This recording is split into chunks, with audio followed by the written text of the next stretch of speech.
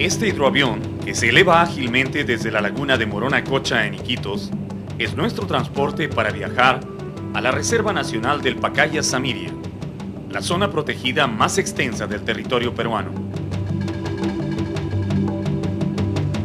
Pequeños pero robustos hidroaviones como este, capaces de llevar entre 400 y 600 kilos de carga, aceleraron en las últimas décadas la conquista de la selva baja, una inmensa llanura verde donde las distancias se miden no en kilómetros ni millas, sino en horas o días de navegación por los caprichosos meandros de los ríos. Cuando el avión llega a su altura de crucero, el paisaje que se descubre ante nuestros ojos resulta verdaderamente fascinante. La gran selva amazónica, vestida con un azulado velo de neblina, parece no tener fin en el horizonte. Lo que vemos desde arriba es solo una parte de la inmensa región de Loreto, un territorio tan extenso que fácilmente supera en área a varias naciones europeas. Desde Iquitos, que fue su punto de partida, el avión enfila con rumbo suroeste. Pasa sobre la ciudad de Nauta, donde nace el gran río Amazonas, y se interna en ese gigantesco triángulo, formado por la unión de los ríos Marañón y Ucayali. Allí está la reserva que vamos a visitar.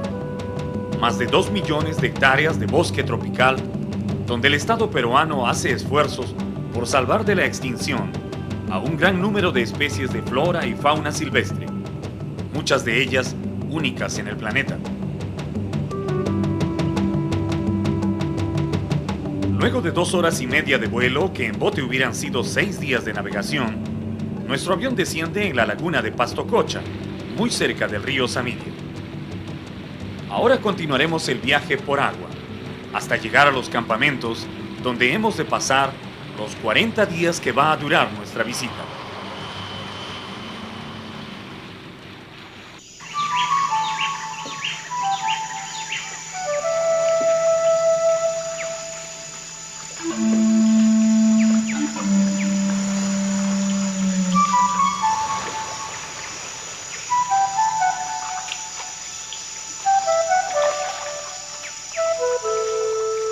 Lo primero que llama la atención del visitante es el extraño color del agua de los ríos y cochas de esta reserva.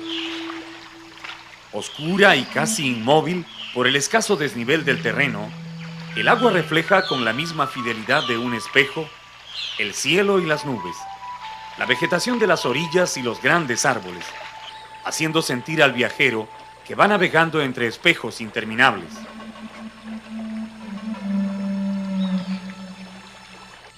Este curioso color es el resultado de la descomposición de millones de hojas y ramas que caen diariamente de los árboles. Al desintegrarse en el agua, la materia vegetal libera una sustancia llamada tanino, que oscurece el líquido, dándole esa extraordinaria virtud de reflejar imágenes. De allí que la reserva del Pacaya-Samiria sea llamada también la selva de los espejos.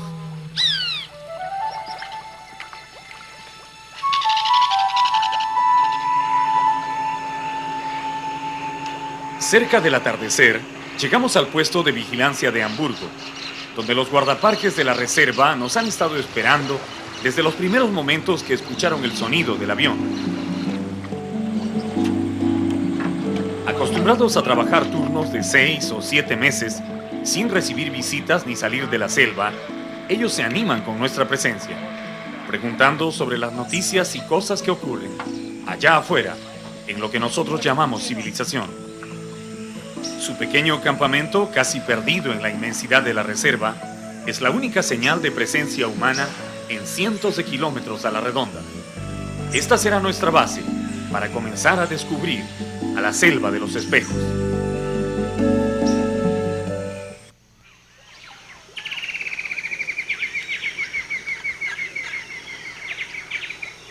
Los nativos de esta zona le llaman Tahuampa a las regiones pantanosas permanentemente inundadas por los ríos. Y realmente casi toda la reserva del Pacaya-Samiria es una tahuampa gigantesca, con escasas porciones de tierra firme. En las primeras horas del día, los ríos y cochas aparecen abrigados por un espeso manto de neblina, a través del cual llegan hasta nosotros los cantos y voces de los habitantes de la selva. Se afirma que los primeros hombres blancos que se internaron en estos pantanos en los días de la conquista, buscando la fabulosa ciudad de oro de los incas, llamaban a esta neblina el mal aire y le tenían mucho miedo, porque pensaban que respirarla producía esa terrible enfermedad, conocida después como malaria. El español Lope de Aguirre, a quien la historia recordaría para siempre con el apodo de la ira de Dios, por los desmanes que cometió entre los pueblos amazónicos cuando buscaba el dorado, vio morir a docenas de sus soldados, temblando con las fiebres de la malaria. En ese tiempo, ellos no podían saber que no era la neblina la que los mataba, sino los sanguinarios mosquitos anófeles, que son los transmisores de la enfermedad. Tan pronto el sol aparece en el cielo, los gritos y reclamos de las criaturas del bosque se hacen más intensos, y ya es posible distinguir a algunos habitantes de la reserva saliendo en busca de comida.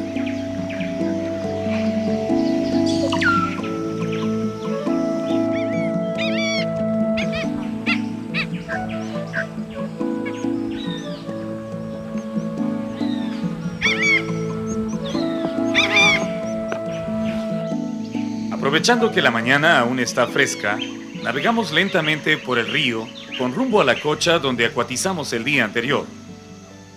Los guías nos informan que deberemos tener mucha paciencia.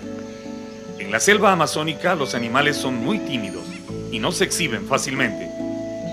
Pero allí donde solo vemos vegetación y gigantescos árboles, hay miles de ojos observándonos, narices que nos huelen y cientos de oídos que ya nos están escuchando.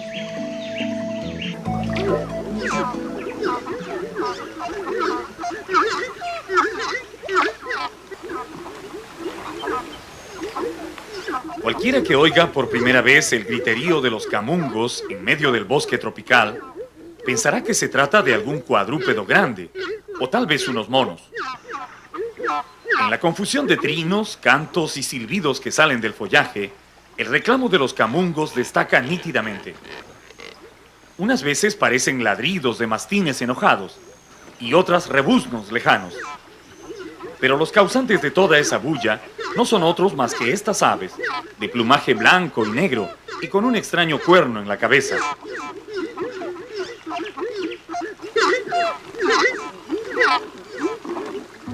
Aunque su anatomía es bastante diferente, los camungos son parientes cercanos de los gansos y los patos. Herbívoros por excelencia, les gusta pararse en las ramas más altas de los árboles, de donde vuelan a las zonas pantanosas para alimentarse de las guamas, putuputus, lirios de agua y toda esa vegetación flotante que crece en la superficie de las cochas. Los camungos tienen patas cortas pero con dedos muy largos que les permiten caminar con tranquilidad sobre las plantas flotantes. Cuando uno los ve haciendo equilibrios sobre las ramas, con esa apariencia de pavos gordos, piensa que deben ser torpes en el vuelo, pero no es así. A pesar de su tamaño, los camungos no pesan mucho y son buenos voladores.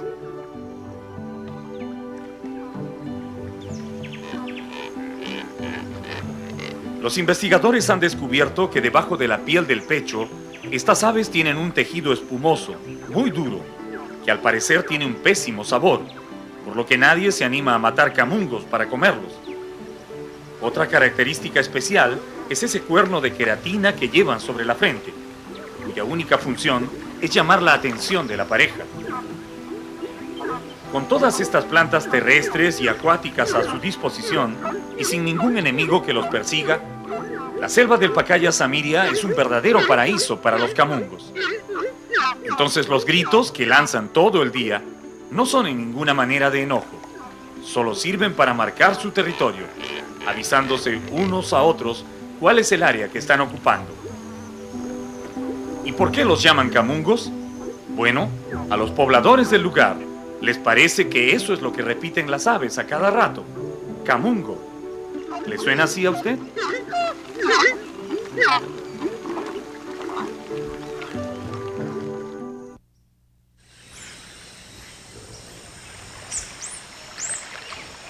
Las orillas de las cochas o lagunas del Pacaya Samiria están cubiertas por abundante vegetación que crece a la deriva, sin necesidad de fijar raíces en el suelo. Son plantas flotantes que se desarrollan con mucha rapidez, cerrando a veces el paso de los canales que conducen a la laguna. Aquí hay guamas y lirios de agua, pero la más abundante es el tabaco lagarto, una planta de hojas grandes y algo parecida al tabaco, a la que llaman así porque es el refugio favorito de los lagartos pequeños, que suelen pescar protegidos por esta alfombra verde.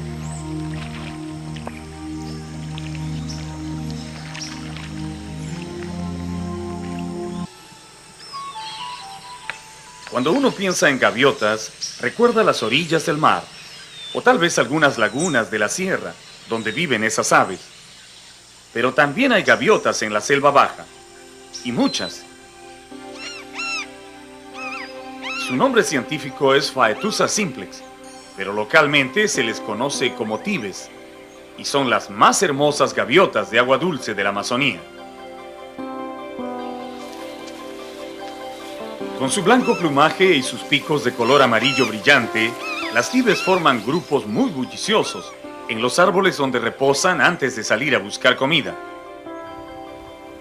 Ellas forman parte de las poblaciones de las orillas, pero no comen plantas ni insectos. Las tibes son excelentes pescadoras.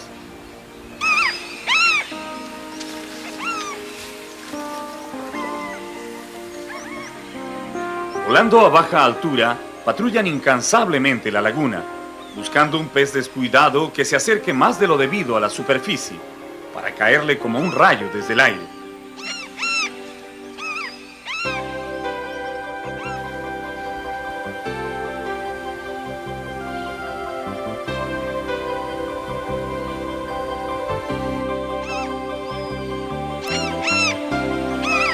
Cuando la pesca escasea en las cochas, las tibes se mudan a los grandes ríos, donde casi nunca falta la comida. Uno de los espectáculos más bonitos de los ríos amazónicos es ver a una bandada de tibes parados en filas sobre un tronco que flota a merced de la corriente, mientras esperan el momento oportuno para comenzar la pesca.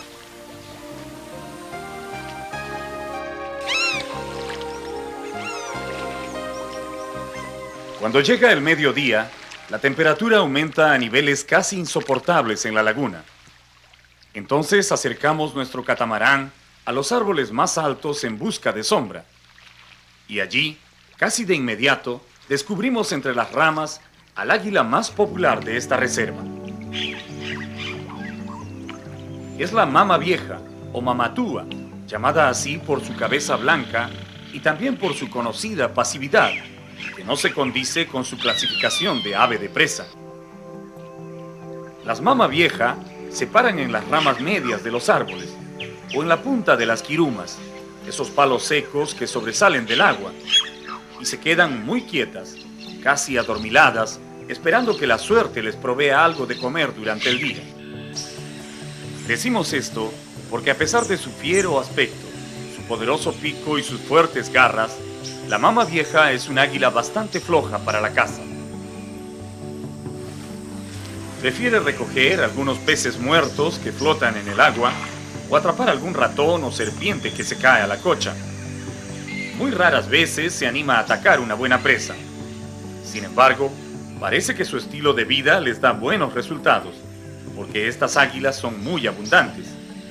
Casi no hay visitante que llegue al Pacaya Samiria y no logre ver 3 o 4 de estas mamatúas en un breve paseo por la cocha.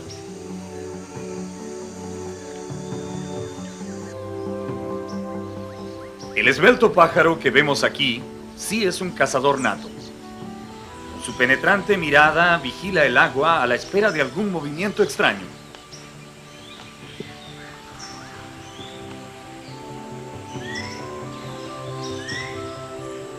Para lanzarse rapidísimo a la pesca. Casi nunca falla.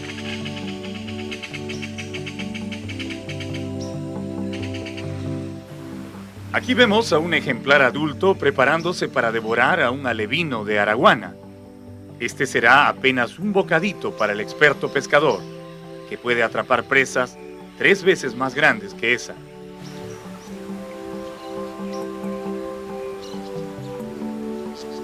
Al martín pescador, en algunos lugares también le dicen matraca, por el peculiar grito que lanza al aire cuando vuela. En las cochas del Pacaya Samiria es posible encontrar hasta 6 especies de martín pescador, que se diferencian básicamente en el tamaño y algunas tonalidades de las plumas, pero todos son muy buenos pescadores.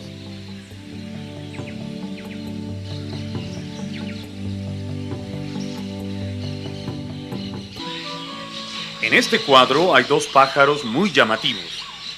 ¿Puede usted verlos?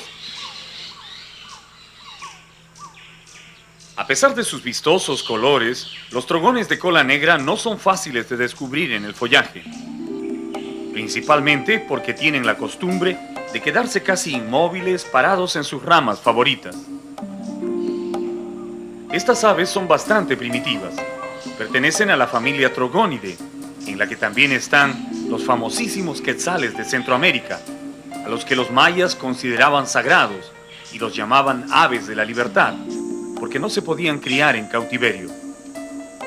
Sus plumas de colores metálicos, azul, rojo y verdoso, son muy apreciadas por los pueblos nativos de nuestra selva, quienes las utilizan para fabricar adornos y tocados. Los trogones se alimentan principalmente de frutos, pero no desprecian los insectos cuando tienen la oportunidad de atraparlos.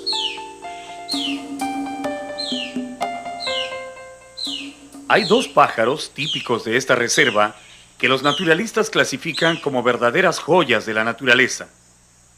Y no hay quien no esté de acuerdo con ese título, especialmente si consigue verlos en un paseo por el bosque. Uno de ellos es el pequeño Pipra filicauda, conocido vulgarmente como ave cola de caballo, y el otro, el huanchaco rojo, a quien los ornitólogos han puesto el complicado nombre de Rhamphocelus nigrobularis. El cola de caballo es miembro de la familia de los manaquines o saltarines, que es muy famosa porque en ella los machos suelen hacer complicados bailes y piruetas cuando están en la época de buscar pareja. Sus colores son tan brillantes que uno no se explica cómo pueden pasar desapercibidos en el fondo verde de la selva.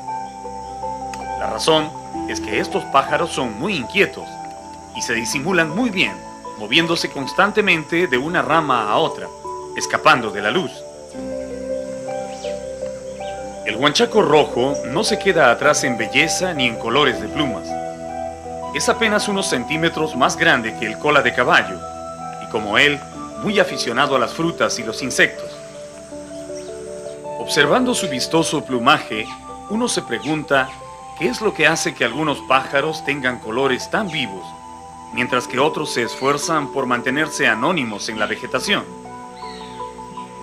Los mecanismos de atracción entre las aves son una razón muy importante.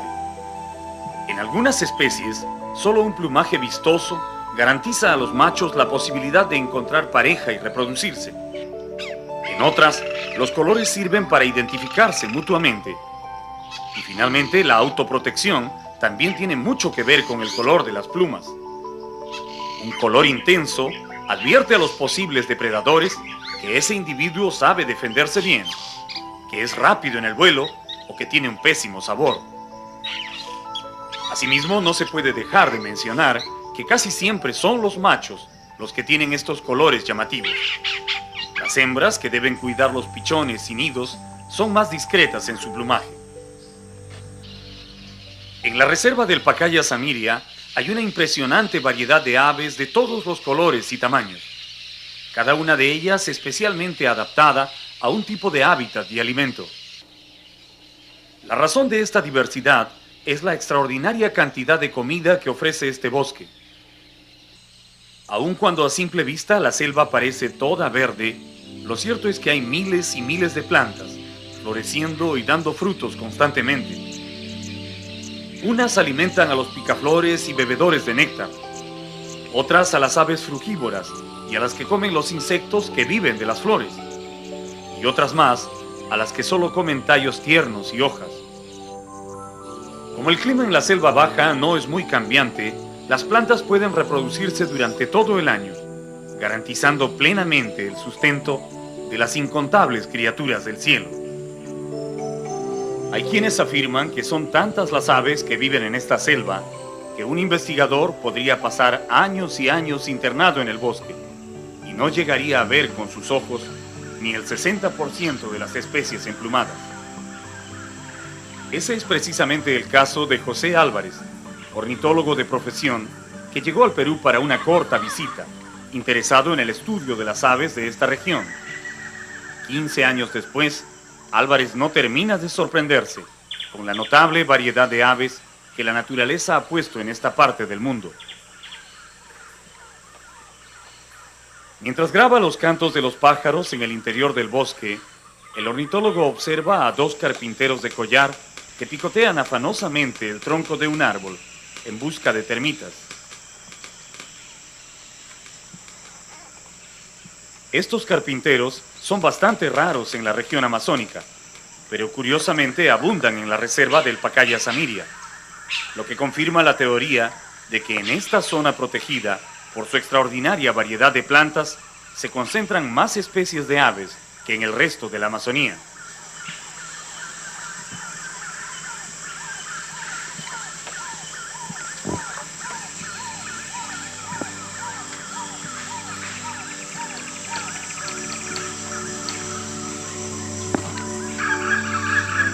Si este investigador quisiera dedicarse al estudio de los carpinteros solamente, tendría trabajo para varios años, porque aquí ya se han registrado 9 especies diferentes de carpinteros, y tal vez haya alguna más que aún se mantiene anónima en el bosque.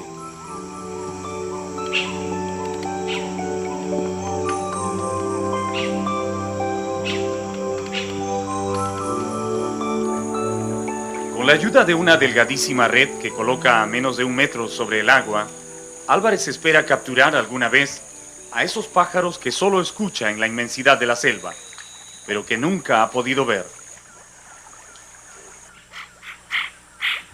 La red resulta muy efectiva.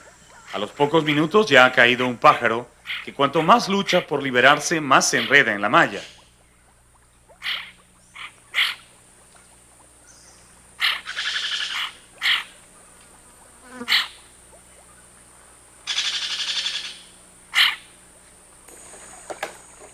Diariamente, el ornitólogo captura entre 8 o 9 pájaros de distintas especies. La mayoría son bastante conocidos e inclusive reincidentes en su red, pero de vez en cuando cae alguno que llama especialmente su atención. Cualquiera sea el caso, es necesario examinarlo con mucho cuidado, porque aun cuando el ave resulte conocida, unas cuantas plumas de otro color o una ligera diferencia en la forma del pico podría significar que estamos frente a una nueva especie. La lluvia es uno de los momentos más emocionantes en la selva baja. Cuando las enormes cortinas de agua oscurecen el cielo, la vida parece detenerse momentáneamente para admirar ese mágico y antiguo proceso por el cual la naturaleza disuelve a las nubes y las transforma en agua. Despertado de golpe por millones de gotas que rebotan sobre su cuerpo, el río se hincha como una boa gigantesca y exhala un olor profundo proveniente de ciénagas y aguajales que recuerdan para siempre a aquellos que han tenido la oportunidad de navegar bajo la lluvia.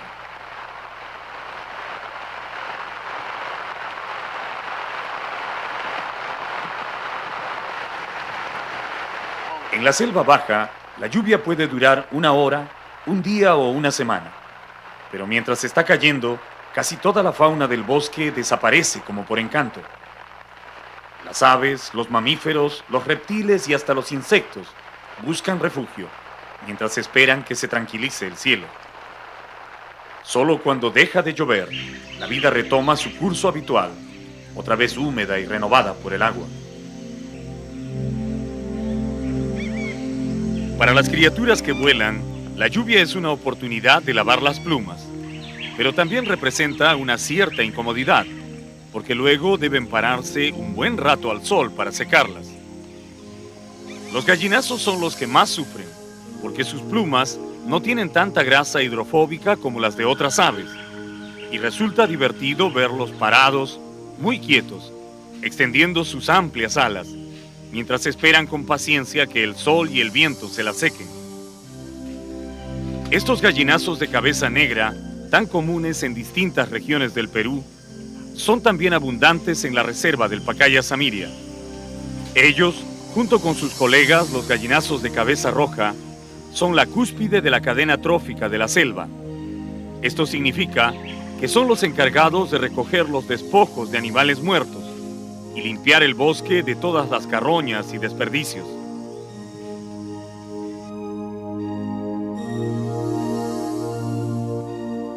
Volando en círculos a gran altura, olfatean el aire hasta detectar el olor característico. Luego bajan cautelosamente y se dan un gran festín, siempre y cuando no los vea el amo del cielo, es decir, el buitre real, el único capaz de disputarle su triste comida. Aun cuando mucha gente habla del gran cóndor blanco de la selva, son muy pocos los que han podido verlo de cerca.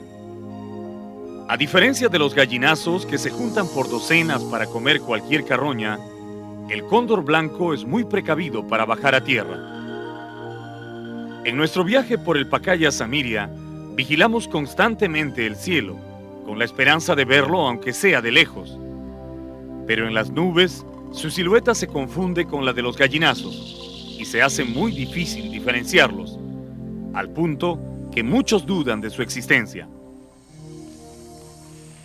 Empeñados en grabar al misterioso personaje, nos preguntamos si daría resultado colocar algún cebo en el bosque para ver si se digna bajar a tierra.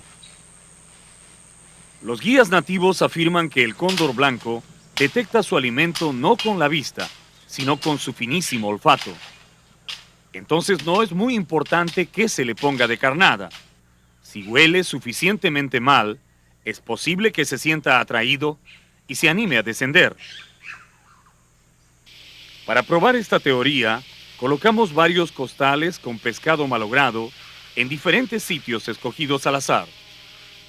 Luego, ocultamos nuestras cámaras y nos ponemos a esperar.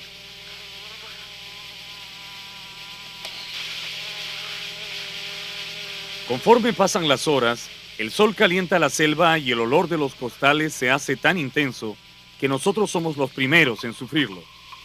Nadie se imaginaba que un poco de pescado pudiera oler tan mal en el húmedo aire del bosque.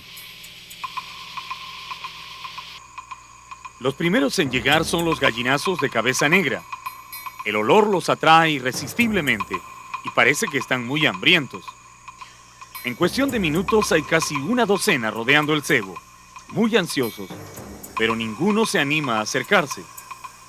Nos preguntamos cuál puede ser la causa, cuando de repente descubrimos en las ramas más altas una figura blanca, inmóvil, que vigila atentamente los movimientos de los gallinazos.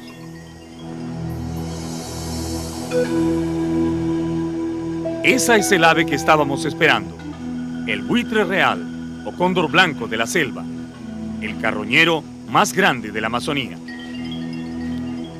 Su apariencia es verdaderamente impactante. No es tan grande como el cóndor andino, pero tiene la misma figura majestuosa de las especies dominantes. Tan pronto comienza a comer, los sencillos gallinazos se hacen a un lado respetuosamente. Y aún hay algunos que prefieren hacerse los que se secan las alas, para no incomodar al gran buitre.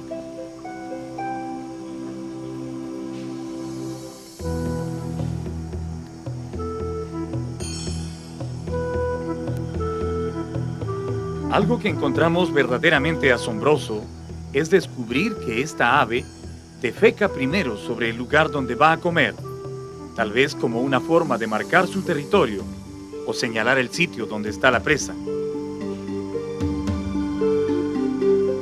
El nombre científico de este rapaz es Sarcoramphus papa, pero tiene muchísimos nombres comunes. En los bosques del Paraguay, Bolivia y Brasil le dicen rey de los gallinazos o buitre real, pero en la Amazonía peruana es más conocido como cóndor blanco o cóndor de la selva. Es tan dominante que prefiere perder la comida que tiene en el pico antes que permitir que los impacientes gallinazos se acerquen a su carroña.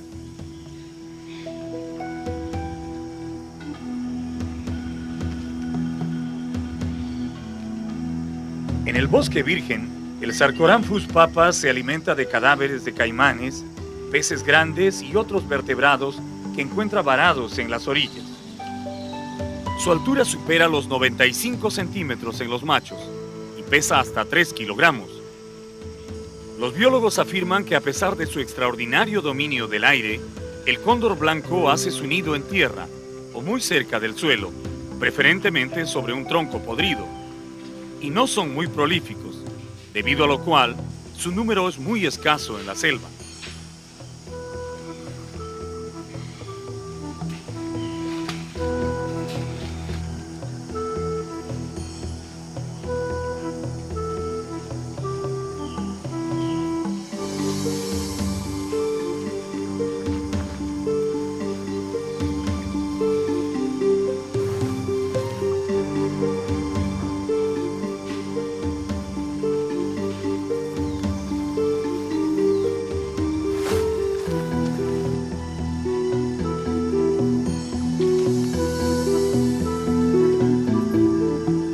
Cuando ya se siente satisfecho, el buitre abandona el tronco, dejando las sobras a los gallinazos y rinawis, que se apresuran a devorar lo que queda. Ellos conocen las reglas de la selva y se conforman con eso.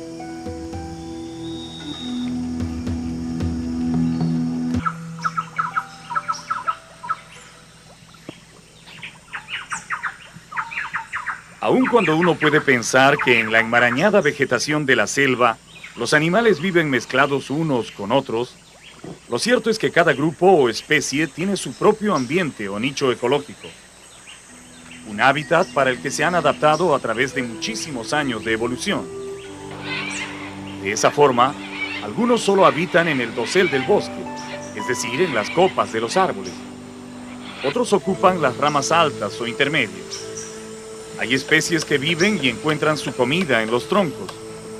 Luego están los que caminan por el sotobosque o zona arbustiva. Y finalmente los que se arrastran o merodean por el suelo.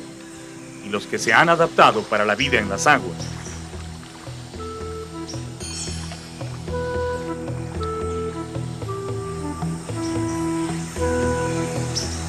Entre todos estos grupos, los habitantes de los árboles forman una comunidad sumamente atractiva y variada. Los monos que habitan nuestras selvas no son originarios de América, provienen del continente africano. Los científicos que han estudiado la evolución de estos primates coinciden en señalar que los monos llegaron al Nuevo Mundo hace aproximadamente 35 millones de años, navegando en islas flotantes de vegetación en una época en que América y África no estaban tan distanciadas por el océano. Al parecer, fueron esos monos migrantes los que dieron origen a la gran variedad de simios que hoy pueblan los bosques tropicales de Sudamérica. En su nuevo hábitat, los monos del Nuevo Mundo desarrollaron características y adaptaciones especiales que terminaron diferenciándolos de sus ancestros africanos. Por ejemplo, los simios de nuestro continente tienen las fosas nasales muy abiertas y separadas, mientras que los del Viejo Mundo tienen fosas estrechas y muy juntas. Aparte de esto, los monos americanos han desarrollado en casi todas sus especies una cola prensil que les sirve como una quinta mano, dándoles una gran seguridad para sus desplazamientos entre los árboles. También, a diferencia de los simios de África, los de nuestras selvas confían más en la vista y en el oído, antes que en el olfato, para buscar comida o detectar a sus enemigos.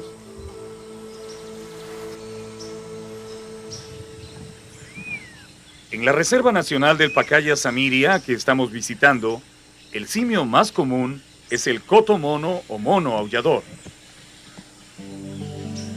El coto es un mono muy grande, que puede llegar a pesar hasta 9 kilos. En Sudamérica hay 6 especies diferentes, pero solo 2, el coto negro y este de pelaje rojizo, viven en nuestra selva. Habitan en las ramas más altas de los árboles, comiendo hojas, frutos y brotes tiernos, casi siempre reunidos en grupos familiares, compuestos por un macho y 3 o 4 hembras con sus crías. Como su comida está plenamente asegurada por la cantidad de hojas comestibles que tienen a su disposición, los cotomonos son muy letárgicos. Se pasan el día comiendo o durmiendo recostados en las ramas, sin ninguna preocupación adicional, pero siempre atentos a los sonidos del bosque, sobre todo a la presencia de los cazadores humanos, que les disparan desde lejos para matarlos y aprovechar su carne. En los bosques de Tumbes y el Manu son incontables los cotomonos que han sido exterminados por los cazadores furtivos, a pesar de las prohibiciones y las leyes que los protegen. Como todos los monos que consumen hojas, el coto tiene un sistema digestivo especializado en procesar la celulosa de los vegetales.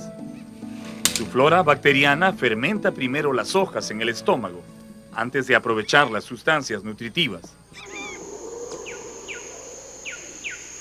El grito territorial del cotomono que resuena en el bosque de rato en rato es el aullido más fuerte del mundo animal. Se puede oír a 3 kilómetros de distancia a través de la selva y a 5 kilómetros en espacios abiertos. Esos gritos sirven para coordinar los movimientos del grupo, marcar territorios o advertir de peligro a otras manadas de cotos.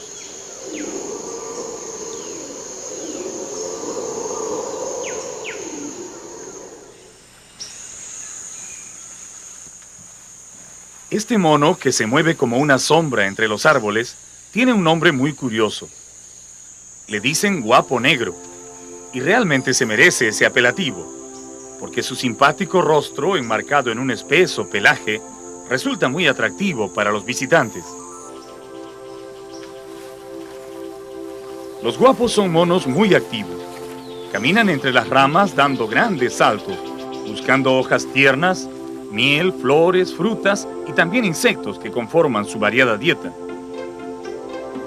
Lo más característico en estos monos, aparte de su abundante pelaje y cara descubierta, es su cola larga y esponjosa, algo parecida a la de los zorros, que cuelga hasta medio metro cuando se detienen a comer en una rama.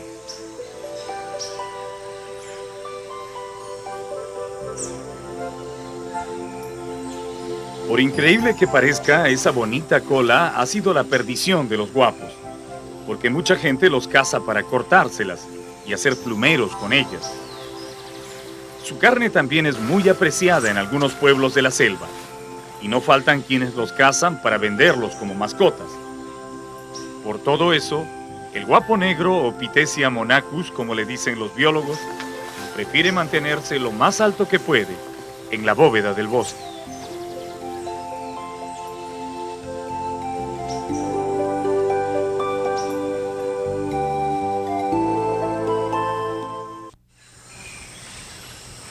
Una familia vegetal muy común en la reserva del Pacaya Samiria son los ceticos, árboles no muy altos pero tan abundantes que algunas zonas del bosque se llaman ceticales debido a la enorme concentración de ellos.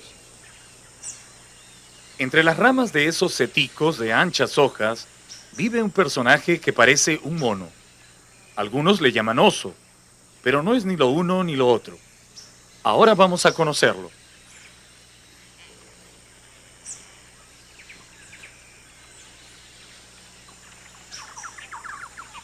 Desde lejos parece una bola de color gris escondida entre las hojas que puede pasar por una rama o una parte muerta del follaje.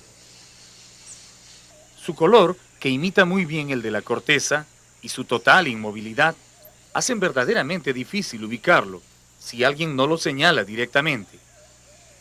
Esos son los pelejos, y esa es la posición en la que se pasan la mayor parte del día, durmiendo, abrazados a su árbol favorito, de tal forma que se vuelven casi invisibles para los observadores. Solo cuando tienen hambre y comienzan a moverse, entonces recién se puede apreciar en toda su belleza a uno de los animales más lentos del mundo, el perezoso tridáctilo.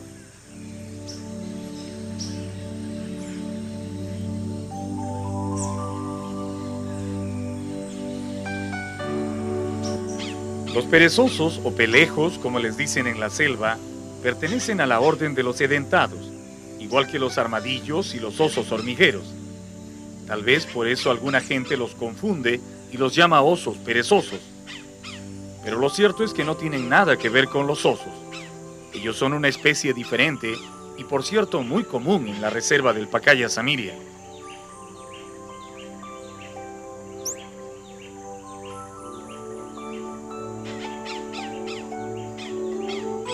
Estos mamíferos son muy antiguos.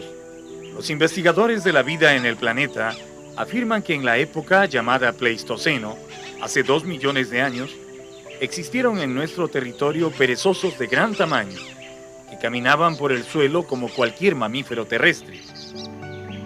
Los fósiles que se han hallado en diversas localidades del Perú y Sudamérica demuestran que esos perezosos llegaron a medir hasta 6 metros de longitud y se alimentaban de las ramas y hojas de árboles y arbustos.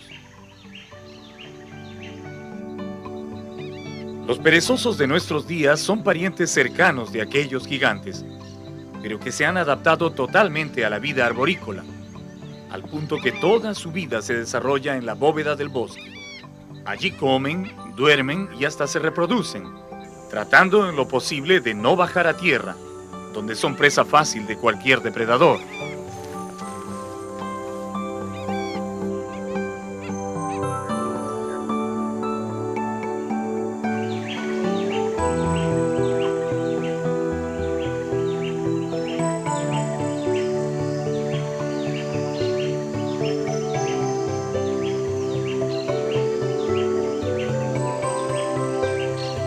En las copas de los árboles se alimentan principalmente de hojas y frutos, y solo bajan a tierra una vez por semana, a expulsar la orina y las heces, siempre al pie de los árboles donde viven. De esa manera marcan su territorio y advierten a otros perezosos de su presencia en la zona.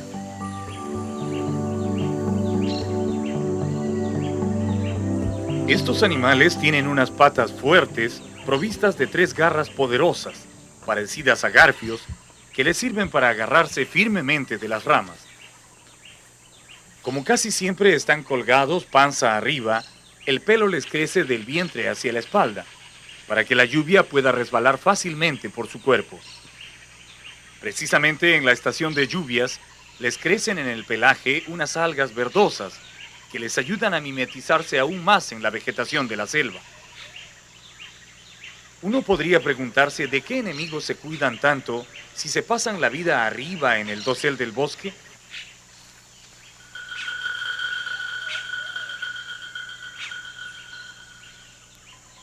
El águila arpía es su más implacable perseguidora. Con su poderosa vista rastrea el menor movimiento de los pelejos entre las ramas y desciende veloz para arrebatarlos con la fuerza de sus garras, tan grandes como manos humanas. El pelejo es un animal solitario. Sin embargo, cuando decide buscar pareja, la encuentra fácilmente, porque en su especie, el 90% de los individuos son hembras. Normalmente, una pareja de perezosos cría un solo cachorro al año, después de un periodo de gestación de 5 meses. Una característica sumamente interesante del pelejo es la conformación de su esqueleto. Las patas anteriores son más largas que las posteriores, y su cuello posee entre 8 y 9 vértebras cervicales, es decir, 1 o 2 más que cualquier otro mamífero. Esta condición les permite mover la cabeza en un arco de 270 grados, lo que les resulta sumamente útil para observar su entorno cuando están colgados de los árboles.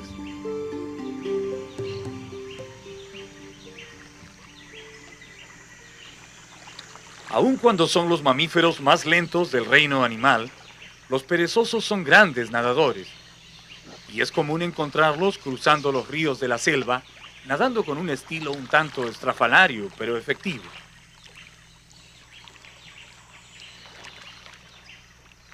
Para ellos, resulta un poco más seguro cruzar a nado de un lugar a otro que caminar por el suelo, donde cualquier felino o reptil podría atraparlos sin problemas.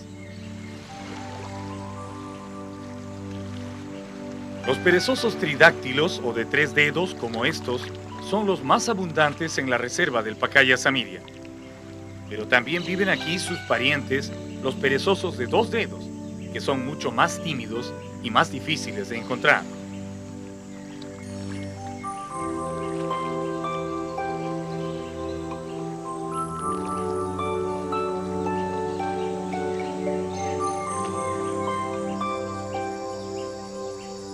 En las noches, los perezosos también se mantienen activos.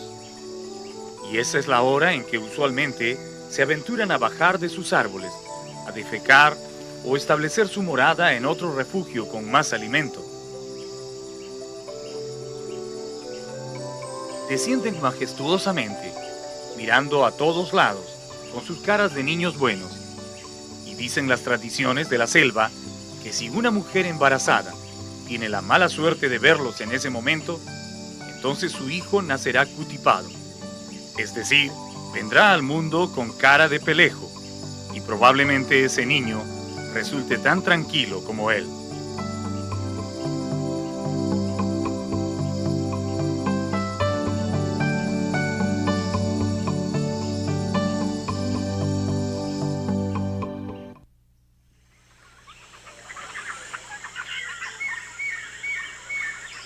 Al navegar por los ríos de la selva, los sonidos se perciben atenuados por el espeso follaje de los árboles. En la quietud de la mañana, podemos escuchar entremezclados los gritos de los monos, trinos de pájaros y reclamos de todo tipo. Esta es la música de la selva, que aumenta o disminuye su intensidad de acuerdo a las horas del día y a la mayor o menor actividad de las criaturas del bosque.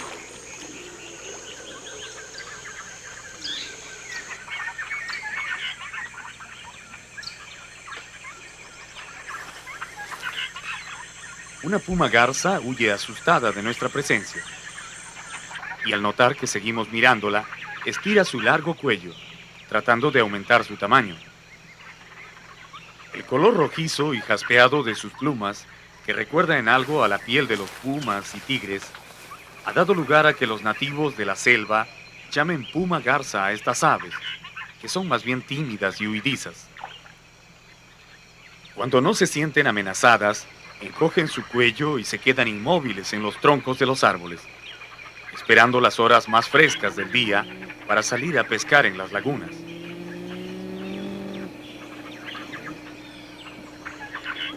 Pero si acaso alguien se acerca demasiado a su territorio, no solo saben alargar el cuello para amedrentar al intruso, sino también pueden emitir un fuerte sonido gutural, parecido a un mugido, que es su último recurso de defensa.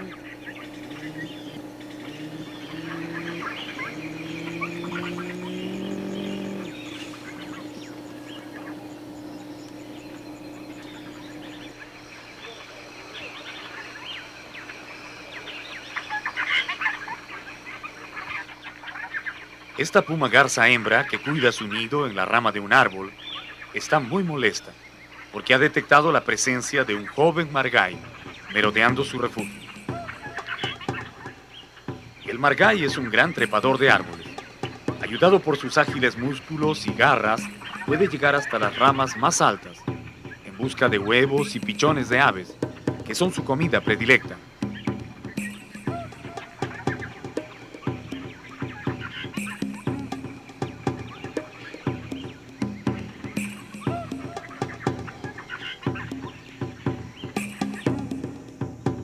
La puma garza ahora está verdaderamente disgustada y mueve la cabeza amenazante, preparándose a defender sus huevos. Pero el tigrillo no se animará a atacar mientras ella esté en el nido. Después de todo, el día recién está comenzando y él sabe que hay muchos nidos descuidados en el bosque.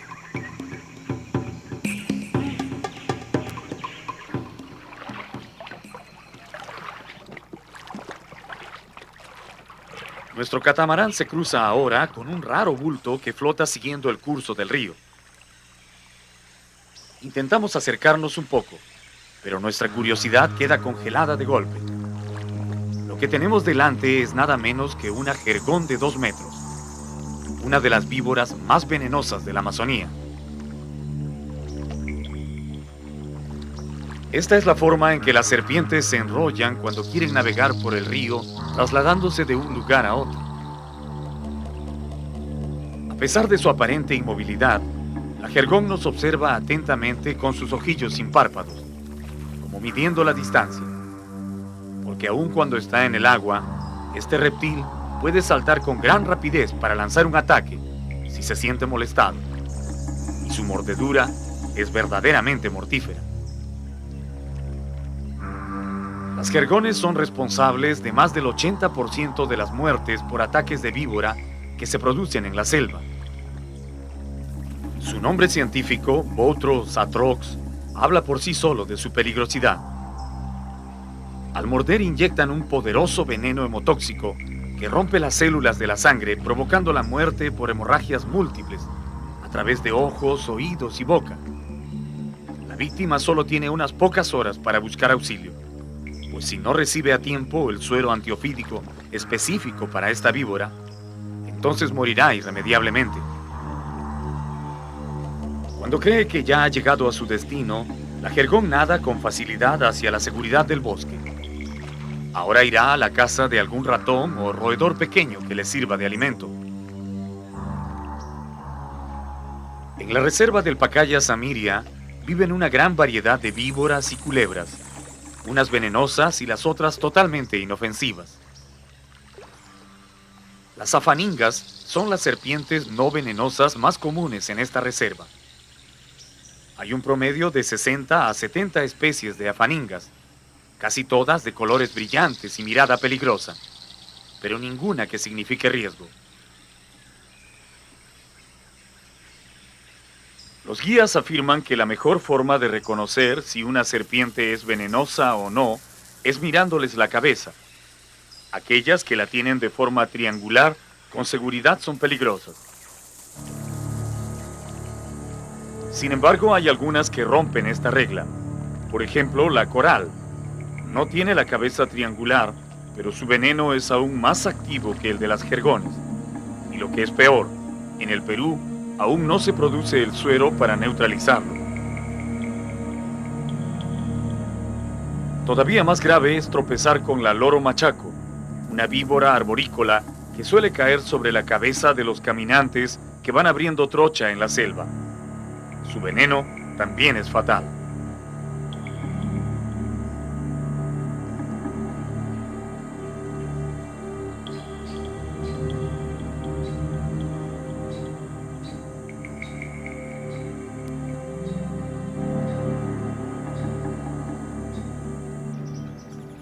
El ofidio más representativo de la selva es sin lugar a dudas la anaconda o boa negra, un reptil que puede llegar a medir hasta 10 metros de largo y ser 2 veces más gruesa que el muslo de un hombre. Esas boas gigantes viven especialmente entre las raíces de los renacos, árboles añosos de ramas retorcidas que abundan en las zonas inundadas. Pero también es posible encontrarlas en las orillas de los ríos, sobre todo en esas playas cubiertas de pasto y cañas silvestres.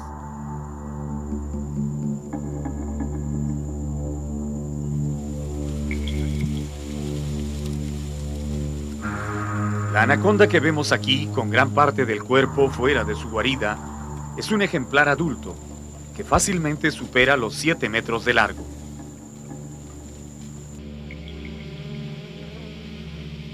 Al parecer la hemos encontrado calentándose al sol mientras termina de cambiar de piel, un proceso que en estos reptiles ocurre varias veces al año, de acuerdo a su ritmo de crecimiento. Las docenas de moscas que recorren su cuerpo están lamiendo la grasa lubricante de la nueva piel y recogiendo las células muertas que quedan sobre su espalda. Las anacondas son totalmente inofensivas para el hombre. No les incomoda su presencia, a menos que ésta sea demasiado próxima. Cuando están hambrientas, son capaces de devorar un caimán o un venado entero. Luego reposan varios días, mientras los potentes jugos de su aparato digestivo disuelven los huesos y hasta los pelos y cuernos de su víctima.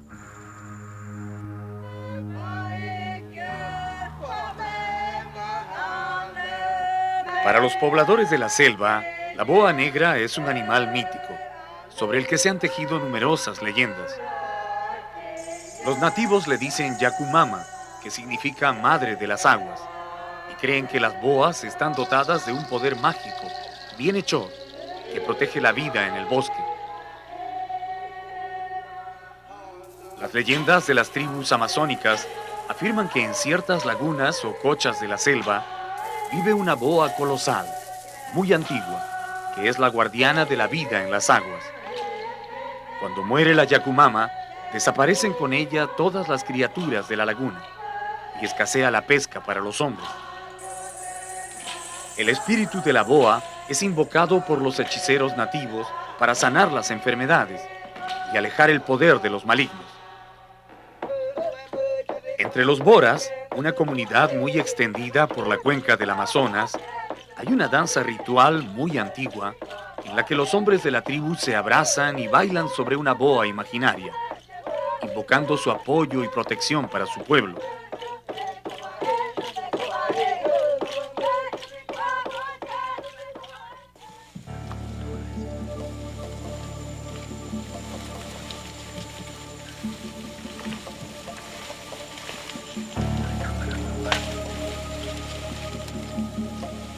Después de observarla por un buen rato, dos de nuestros guías se ofrecen a capturar al ofidio con un lazo, para mostrarnos con qué facilidad las atrapaban antiguamente los traficantes de piel de boa.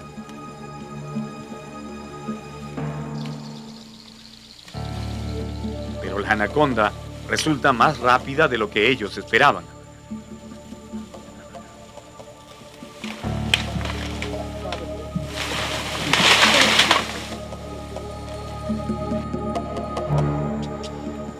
Al lado de la guarida quedan algunos jirones de piel, que los guías deciden conservar, pues según ellos es muy buena para vendar fracturas y luxaciones.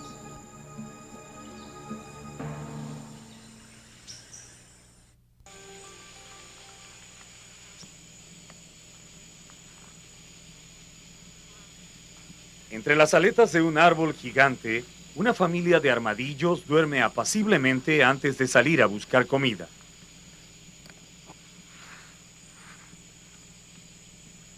Estos robustos mamíferos son, junto con los osos hormigueros, los mayores enemigos de las hormigas y termitas del bosque. Esta escena no es muy común. Normalmente los armadillos duermen en guaridas excavadas bajo tierra, pero da la impresión que esta madre, con sus 4 hijos, hicieron un alto para descansar. Encontraron agradable el sitio y aquí los ha sorprendido la mañana.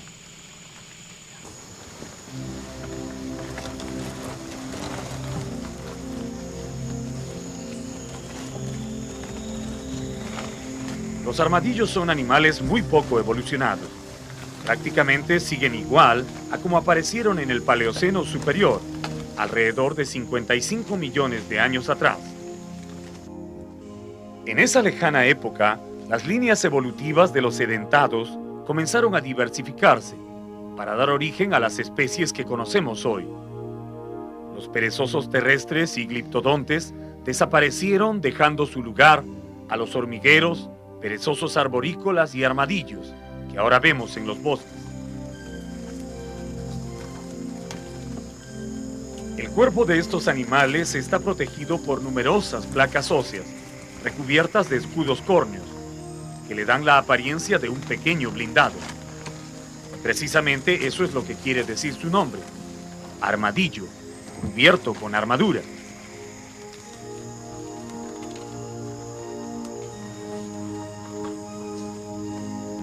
Cuando se sienten en peligro, pueden enrollarse como una pelota, formando un escudo compacto que les protege las partes blandas del cuerpo.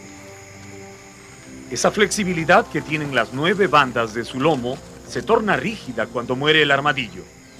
Y es el casco vacío y duro lo que venden a los turistas para hacer mandolinas y charangos. Ahora que comienzan a despertar, notamos el extraordinario parecido que hay entre las 4 crías.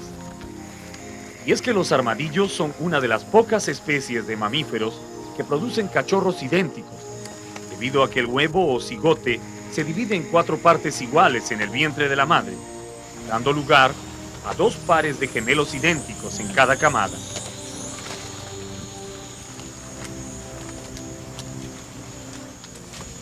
Algo especialmente interesante que han descubierto los científicos es que el armadillo es un activo portador de la enfermedad de la lepra, la cual lo infecta provocándole manchas y pústulas en el cuerpo, pero no llega a mutilarlo como ocurre en los humanos. Esa es la causa por la cual desde hace muchos años se estudia a los armadillos, tratando de lograr algún avance en la lucha contra la lepra. Cuando ya están totalmente despiertos y activos, la madre guía a sus cachorros hacia los senderos del bosque que transitan a diario. Los armadillos comen una amplia gama de hongos, tubérculos y fruta caída, pero lo que más les gusta son las larvas de las hormigas. La prisa con la que se internan en el bosque parece indicar que su fino olfato ya les está diciendo dónde hay un gran nido esperando.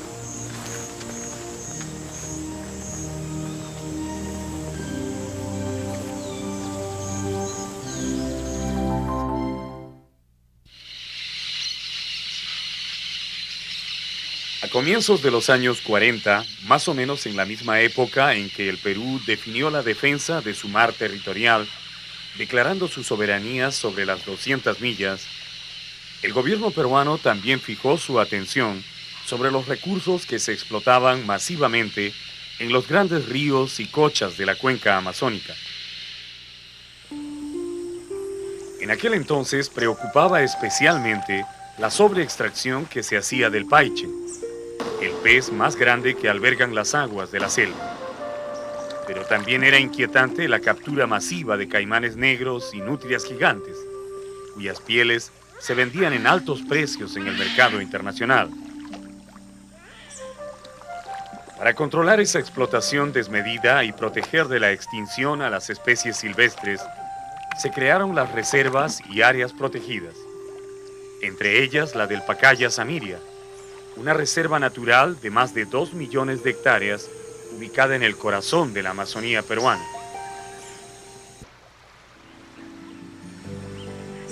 Los fisgas o pescadores de paiche son casi siempre hombres de la región o nativos con mucha experiencia, porque capturar uno de esos peces no es un trabajo fácil, ni algo que pueda hacer un principiante. Durante horas y a veces días enteros, los fisgas recorren pacientemente la laguna que han escogido, buscando señales del pez en la superficie del agua.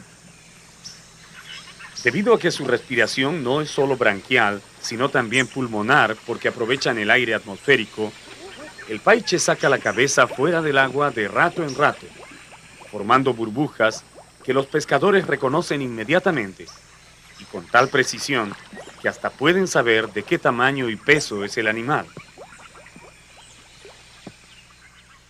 Una vez ubicadas las burbujas del paiche, comienza una persecución implacable, que solo termina cuando el pez se pone a tiro de arpón y el fisga logra picarlo. Pero aún con el metal clavado en su cuerpo, el paiche todavía tiene fuerza suficiente para escapar, jalando la boya de madera que va unida a la punta del arpón. En esos instantes el pez busca las raíces y plantas de la orilla, un intento por cortar la soga que lo mantiene prisionero a la boya. Y allí es donde los pescadores tienen que actuar con rapidez para sacarlo del agua, antes que logre enredarse en la vegetación subacuática.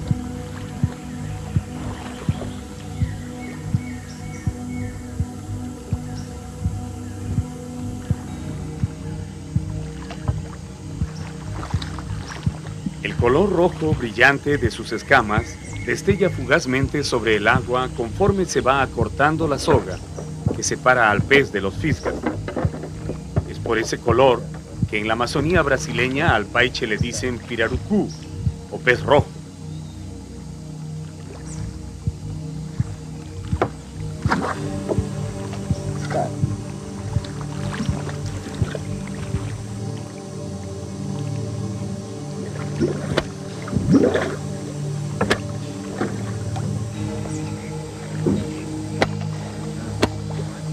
paiche de 100 kilos no muere fácilmente.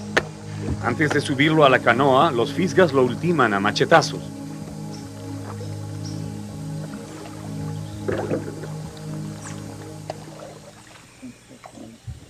Aún los pescadores más experimentados no dejan de admirarse ante el enorme tamaño de estos animales. El paiche es el pez de agua dulce más grande del mundo.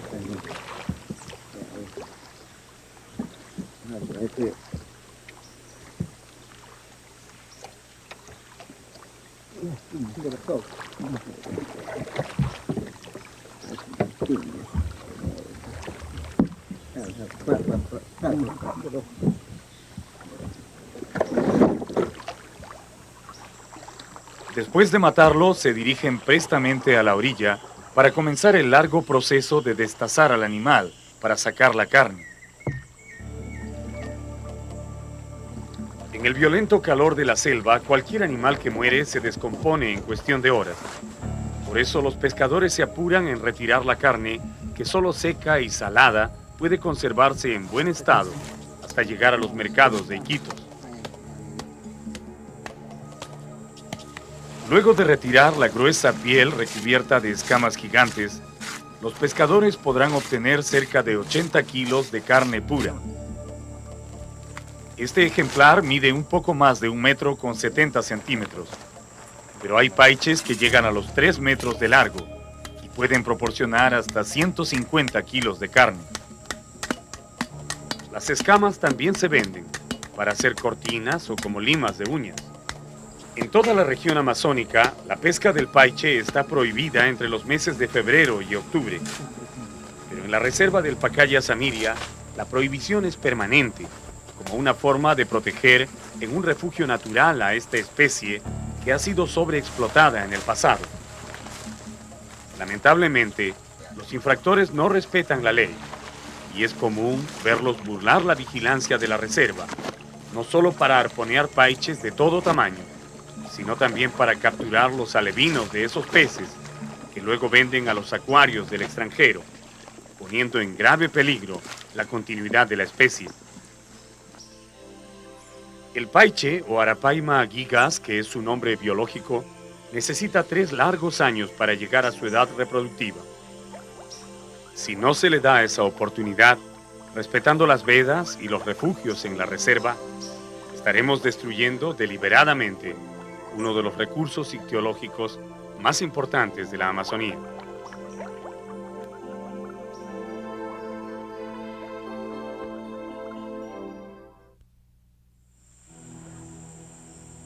Esconderse, pasar desapercibido o camuflarse hasta el punto de desaparecer en el medio es un arte de supervivencia para muchos animales de la selva. Para otros es una técnica de cacería, una habilidad sin la cual no es posible conseguir alimento. En la lucha diaria por comer y no ser comido, las criaturas del bosque desarrollan curiosas adaptaciones y disfraces que los ayudan a escapar de sus enemigos o los hacen menos visibles cuando se disponen a capturar una presa. Ahora vamos a conocer a algunos maestros del camuflaje de la reserva del Pacaya Samiria.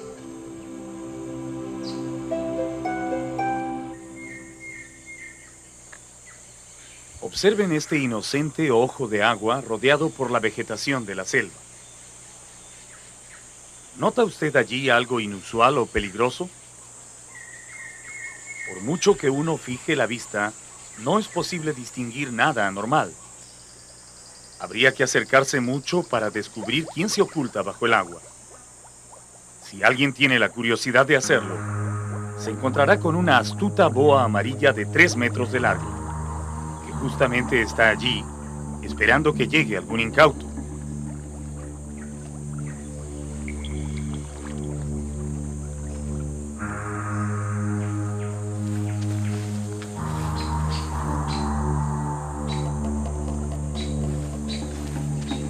Hace unas horas la vimos entrar silenciosamente en el pozo. Al comienzo nos dio la impresión que el reptil solo venía a refrescarse, pero luego fuimos testigos de cómo la boa fue acomodando su cuerpo lentamente hasta desaparecerlo por completo en el fondo del estanque. Ahora, solo los rápidos movimientos de su lengua, que captan los olores y cambios de temperatura en el medio, dejan saber que el reptil está vivo y al acecho. Si fuera necesario, la boa podría esconder también la cabeza bajo el agua, porque son capaces de soportar mucho tiempo sin respirar.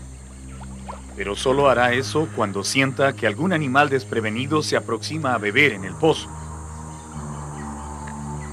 Cuando llegue el momento de atacar, el reptil saltará como un resorte de su escondite. Y antes que la víctima se dé cuenta de lo que pasa, estará fuertemente abrazada y atraída hacia el fondo. No importa que tenga que esperar un día o una semana, en algún momento, un animal sediento se acercará al pozo. El antiguo truco de las boas de quedarse inmóviles en el fondo de los estanques siempre funciona.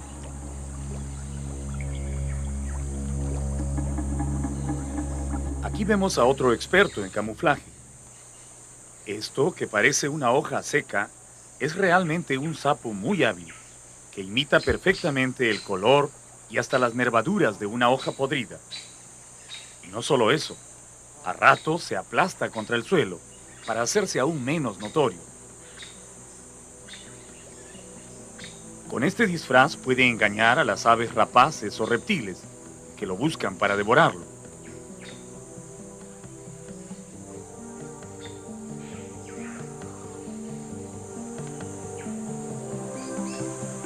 Los insectos son grandes expertos en mimetismo. Aparte de su habilidad para mantenerse inmóviles, pueden imitar increíblemente bien el color de las hojas y ramas de su medio.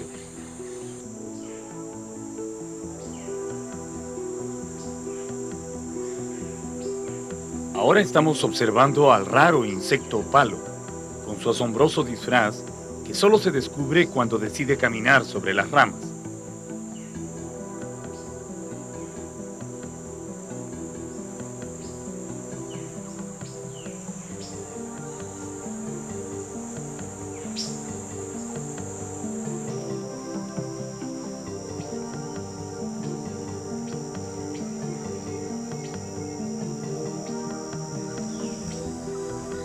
En este follaje amarillento está escondido el insecto hoja. Si no se mueve, es realmente imposible distinguirlo. Su camuflaje es tan realista que ha logrado copiar hasta las partes dobladas y podridas de las hojas. Es necesario mirar de varios ángulos para distinguir sus patas y sus alas. Con esta cobertura, el insecto hoja puede moverse tranquilamente por las ramas o por el suelo del bosque. Las aves insectívoras siempre creerán que es una hoja seca.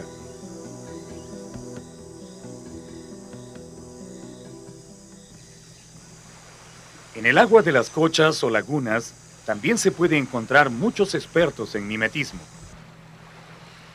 Algunas especies de peces son verdaderos maestros en el arte de esconderse. Aquí están algunos de ellos. Son los peces hoja, que flotan de costado, dándole a su cuerpo la misma curvatura que tienen las hojas en el agua. Si no fuera por las pequeñas aletas que mueven muy de rato en rato, nada podría delatarlos. A pesar de su inocente apariencia, los peces hoja son formidables depredadores, capaces de tragar peces de su mismo tamaño. Para ellos el disfraz no es un refugio, sino una manera de mantenerse al acecho.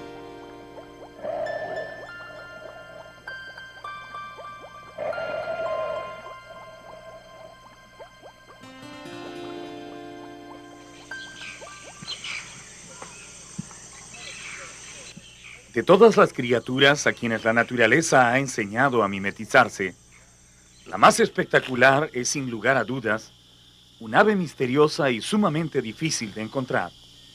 Tan rara que hasta su nombre parece una leyenda. Es el ayaimama. Usualmente su canto comienza a escucharse después del atardecer y continúa resonando en el bosque hasta las horas de la madrugada. Es un canto lúgubre, muy diferente al resto de los sonidos del bosque, que se hace más intenso y melancólico en las noches de luna llena. En los pueblos de la Amazonía se cuenta que 2 niños perdidos en la selva fueron convertidos en pájaros por los espíritus del bosque. Y son ellos los que cantan de noche llamando a sus padres, con un lamento que parece decir, allá hay mama, y de allí viene el nombre de esa ave. Después de muchos intentos por encontrarla, una tarde la hallamos por casualidad. Y allí por fin nos dimos cuenta por qué tanta gente solo la escucha y casi nadie logra verla.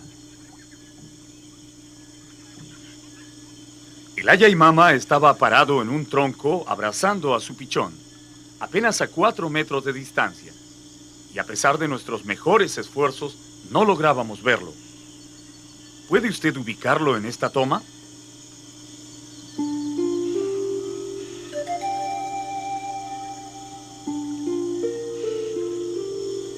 El Ayaimama es uno de los ejemplos de mimetismo más extraordinarios que existe en la naturaleza. Posee no solamente un plumaje críptico que lo hace increíblemente parecido a la corteza de los árboles, sino también tiene la asombrosa capacidad de mantenerse absolutamente inmóvil durante horas y horas, dando la impresión de que es parte del árbol, tan natural como el tronco o las ramas. El que vemos aquí está protegiendo con su cuerpo a su pequeño pichón, el cual a su corta edad ya conoce la técnica de supervivencia de su especie y se mantiene tan quieto como su madre. Su postura es tan rígida que por un momento uno podría creer que ambas aves están disecadas y puestas sobre el tronco, pero no es así. Se trata más bien de una impresionante demostración de lo que pueden lograr algunas criaturas cuando tratan de esconderse de la mirada de los demás. Los Ayaimama pertenecen a la familia de los Nyctilidae, aves nocturnas y solitarias llamadas comúnmente chotacabras, a las cuales no se ha podido estudiar con mayor detenimiento por lo difícil que resulta ubicarlas en los bosques. Durante el día permanecen inmóviles pegadas a los árboles y solo se ponen en actividad en la noche cuando salen a cazar insectos grandes y polillas que capturan al vuelo. Cuando está abierta, su boca es muy amplia, por lo que pueden engullir insectos casi enteros. Se cree que su visión no es muy buena en el día, y esa debe ser la razón principal por la que han desarrollado este mimetismo del que depende toda su seguridad mientras esperan la noche.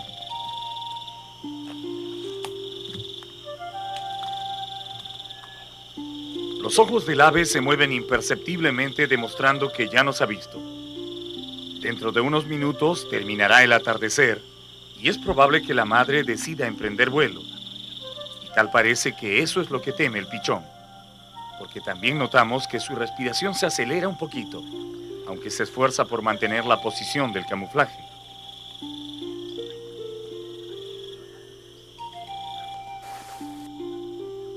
La salida del ave fue tan rápida y silenciosa que apenas logramos apreciarla.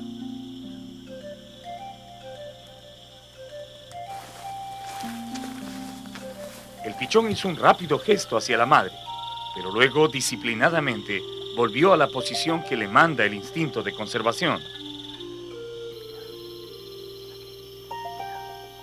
La madre no se ha ido lejos. La vemos parada sobre una rama, ligeramente más activa por la proximidad de la noche, y tal vez preocupada por el crío que ha dejado, ahora expuesto a miradas extrañas. El pequeño parece asustado, pero se mantiene firme en su sitio. Algo le dice que mientras no modifique su disfraz, su vida no correrá peligro. Ahora podemos ver que sus ojos se abren ligeramente para recibir a la noche, mientras escucha a lo lejos el canto de su madre, que lo acompaña desde el bosque.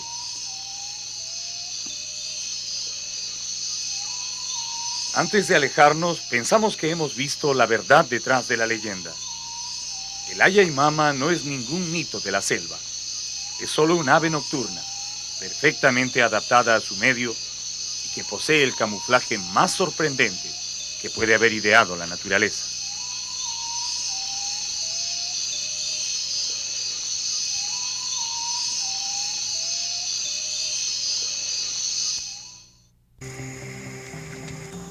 En la reserva del Pacaya Samiria, los mamíferos forman un grupo bastante numeroso, y entre ellos, los tapires son los de mayor tamaño.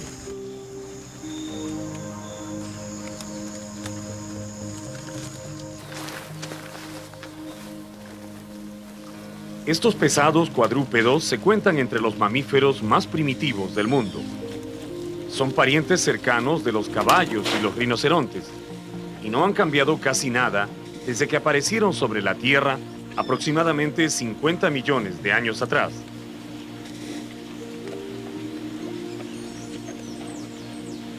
En la selva del Perú se les conoce con el nombre de sachavacas, palabra de origen quechua que significa parecido a la vaca o falsa vaca. Los tapires son eminentemente herbívoros.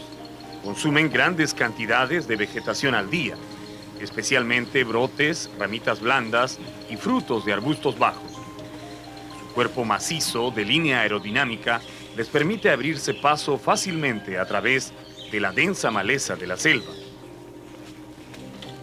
Mientras comen, los tapires siguen un trayecto en zigzag, moviéndose continuamente. Casi nunca se detienen demasiado tiempo en un solo lugar para evitar ser sorprendidos por su mayor enemigo, el jaguar u otorongo, el felino que mata de un salto, que es el más implacable depredador de las sachavacas.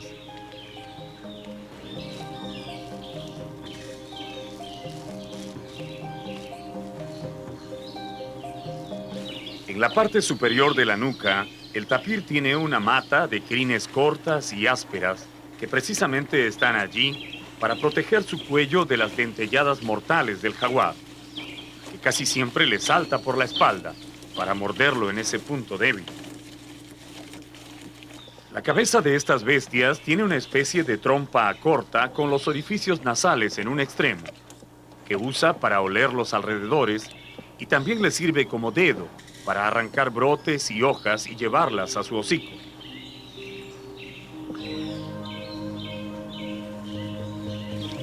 De las 4 especies de tapires que hay en el planeta, 3 habitan en América Central y del Sur, y una en el sudeste asiático. Mientras existan bosques con vegetación primaria, praderas y agua abundante, este antiguo representante de los mamíferos todavía podrá seguir merodeando en el interior de las selvas.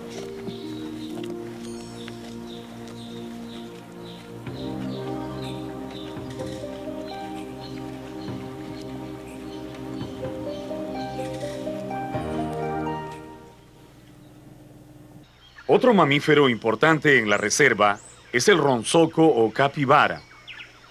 Su nombre científico, Hydrochaeus, significa cerdo de agua, y efectivamente su aspecto se parece mucho al del cerdo. Pero el ronzoco pertenece a otra familia, y aún más, es un verdadero líder en el reino animal, porque ha sido clasificado como el roedor más grande del mundo. El naturalista Charles Darwin, que estudió a estos roedores en las selvas de Sudamérica, escribía que durante sus viajes solo pudo ver ronzocos muy temprano en las mañanas o en las últimas horas de la tarde, pero nunca durante el día. Una observación muy acuciosa, porque efectivamente los ronzocos odian el calor y solo salen de sus escondites en las horas más frescas a mordisquear las hierbas y plantas acuáticas que constituyen su dieta.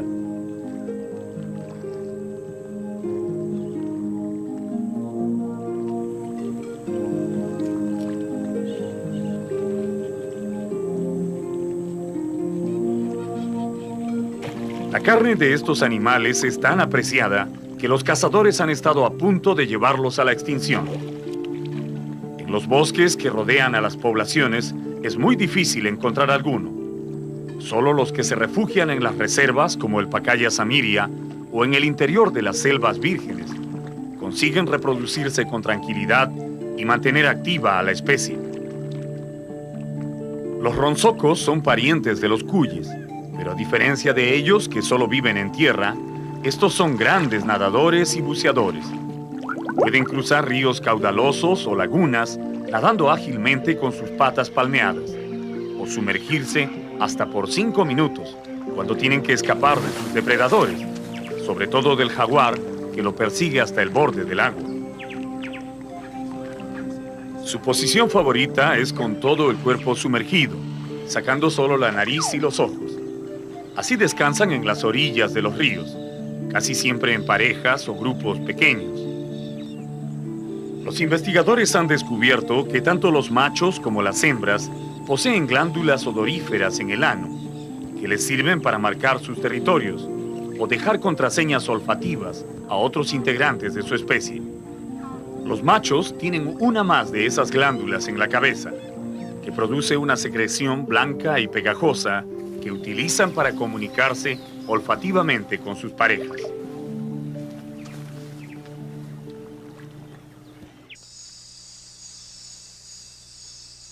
Los mamíferos están considerados por los naturalistas como los animales más evolucionados de la Tierra.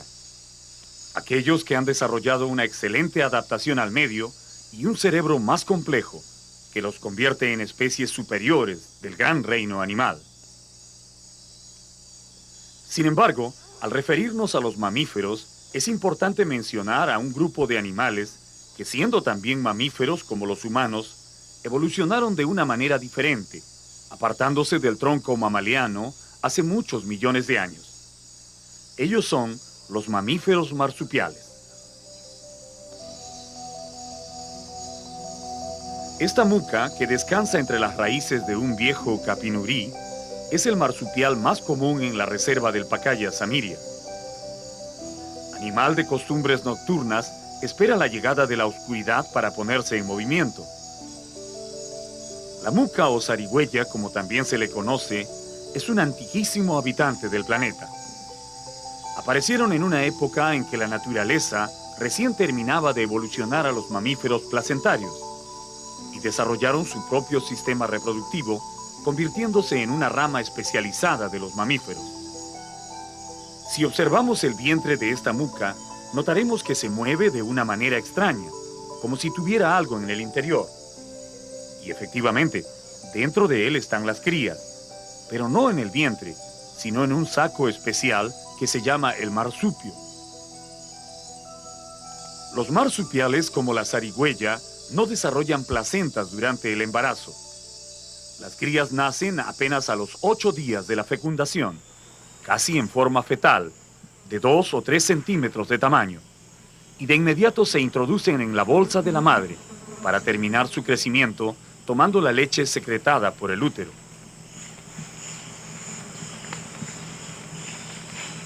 Estos cachorros ya tienen varias semanas de nacidos, pero se mantienen en el marsupio, que es como una incubadora que los protege mientras terminan su crecimiento.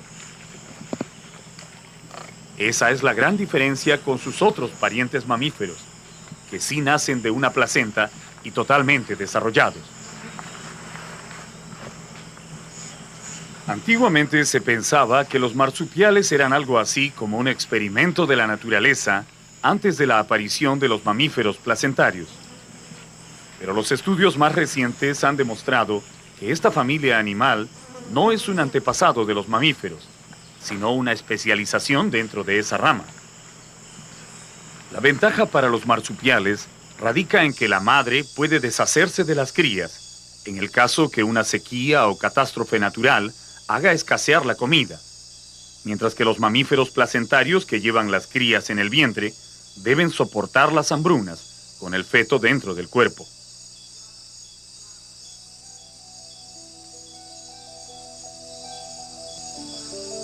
Ahora vemos que la muca se despierta y sale a buscar comida, especialmente frutos y crías de aves pequeñas. Ella, al igual que sus parientes los canguros, koalas, algunos tipos de ardillas marsupiales y el demonio de Tasmania, son parte de la gran diversidad de especies marsupiales que la naturaleza ha distribuido sobre el planeta.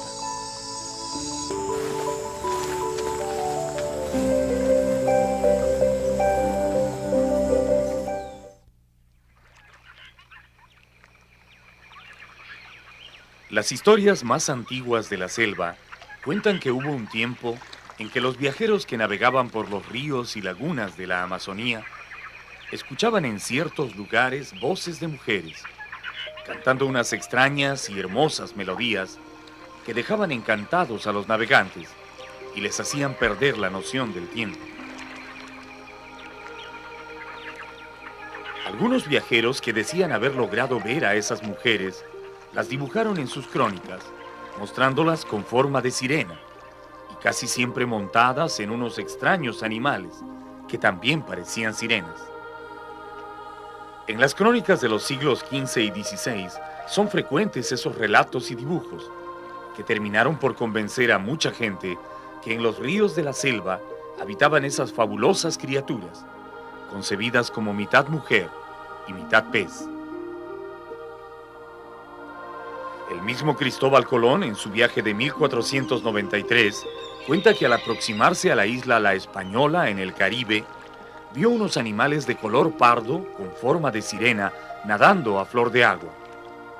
El almirante no se sorprendió, pues había oído hablar de ellas, y solo anotó en su bitácora: hoy nos cruzamos con sirenas en el Nuevo Mundo. Debieron pasar muchos años y muchos viajeros explorar las selvas para que se pudiera comprobar que no existían tales sirenas. Pero en cambio, sí se encontraron a los animales que les servían de cabalgadura, que también parecen sirenas. Y resultó que no eran otros más que los manatís o vacas marinas. Los manatís de la Amazonía fueron virtualmente exterminados el siglo pasado durante la fiebre del caucho. Miles y miles de esos mansos mamíferos fueron aniquilados para aprovechar su carne y su grasa en la fabricación de aceite. En nuestros días, buscar un manatí en la selva del Perú es como buscar una aguja en un pajar.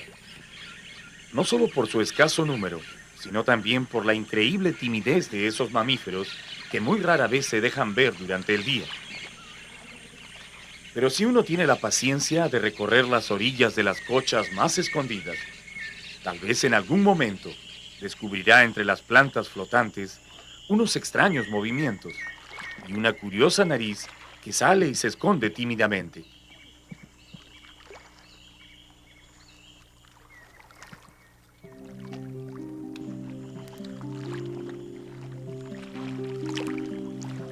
Ese es el manatí, y eso es todo lo que puede verse de él.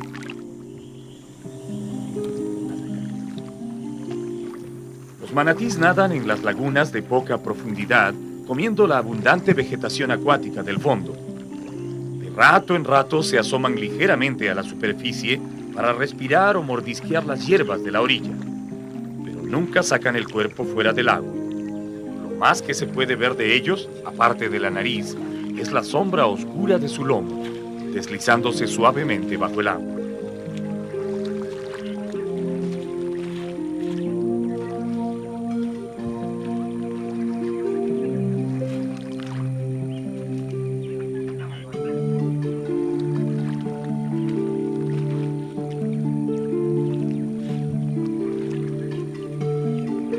Después de muchos días de búsqueda, los guías de nuestro equipo nos conducen a un pequeño estanque donde han visto entrar a un manatí durante varios días seguidos.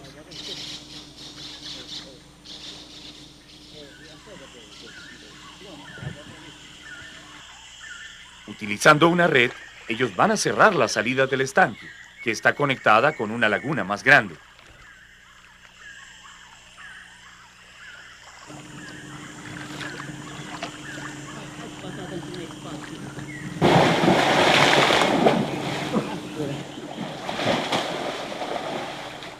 Aún no han terminado de extender la red cuando repentinamente el agua se agita con un violento chapoteo. Los guías no se inquietan ante esta repentina explosión de vitalidad.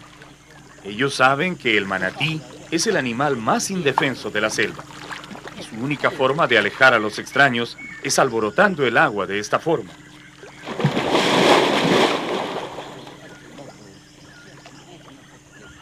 Al cabo de varios minutos, el animal se va tranquilizando y los guías lo atraen suavemente al lado de un tronco sumergido. Allí por fin podemos verlo de cuerpo entero.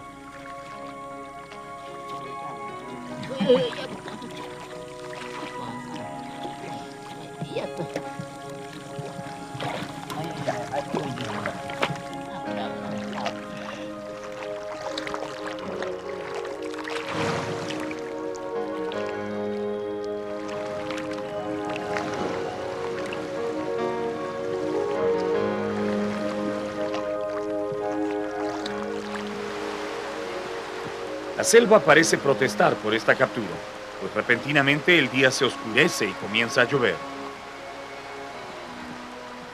Sin embargo, nuestra intención no es dañar al mamífero, solo registrarlo. Así que decidimos entrar al agua con él, aprovechando la lluvia que mantiene fresca su delicada piel. Los manatís pertenecen al orden de los sirenos. Son mamíferos solitarios que solo tienen una cría cada 2 años. Llegan a medir hasta 3 metros de largo y alcanzan hasta 300 kilos de peso. Se cree que pueden vivir hasta 30 años, pero no se tiene mayor información de las especies en estado silvestre, precisamente por lo difícil que resulta ubicarlas.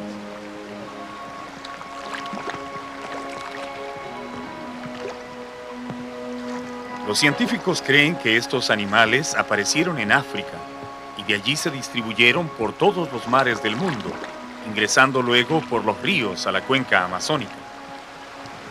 Están emparentados con los elefantes y como ellos son exclusivamente herbívoros. Como pudimos comprobar con este ejemplar silvestre, los manatís son sumamente dóciles, al punto que una vez capturados se dejan acariciar sin inquietarse mayormente. El señor Severo López, antiguo conocedor de la reserva del Pacaya Samiria, nos cuenta que en la actualidad los manatís son muy raros en las cochas de la selva. Hubo un tiempo en que se podía encontrar docenas de ellos nadando a flor de agua en las lagunas, pero la intensa cacería y el comercio de su carne los han llevado al borde de la extinción. El manatí del Amazonas es una de las 4 especies de sirenios que existen en el mundo. Los otros parientes de este ejemplar viven algunos en las aguas marinas del Caribe, otros en África y en el Pacífico septentrional.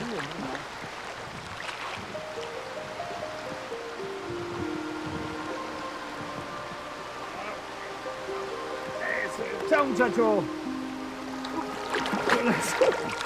¡Chao!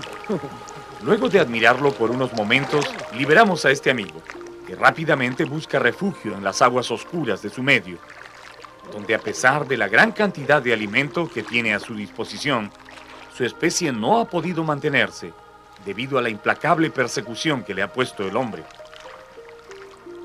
La docilidad, una carne deliciosa y una baja capacidad reproductiva no son características afortunadas para un animal que quiera vivir en el mundo moderno. Los manatís poseen estas 3 características. En consecuencia, se encuentran entre las especies en mayor peligro de desaparecer. Tal vez la protección que les brinda la reserva pueda mantener por algún tiempo unas docenas de ejemplares, pero definitivamente estas míticas sirenas ya están nadando hacia el ocaso.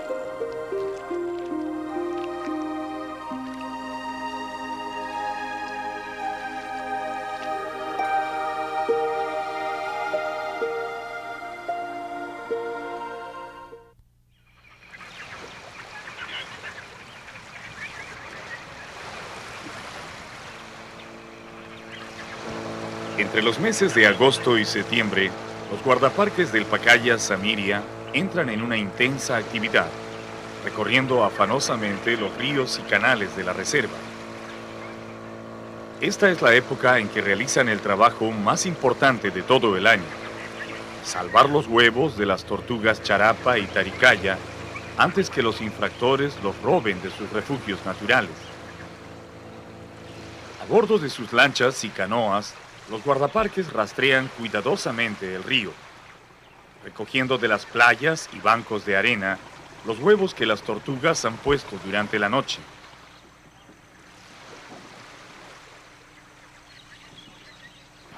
¿Qué número nido?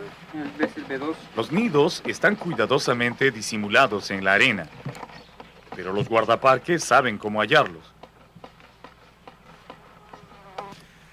En cada uno encuentran entre 70 y 100 huevos de charapa, del tamaño de un limón pequeño, y de inmediato comienzan el delicado proceso de retirarlos del nido.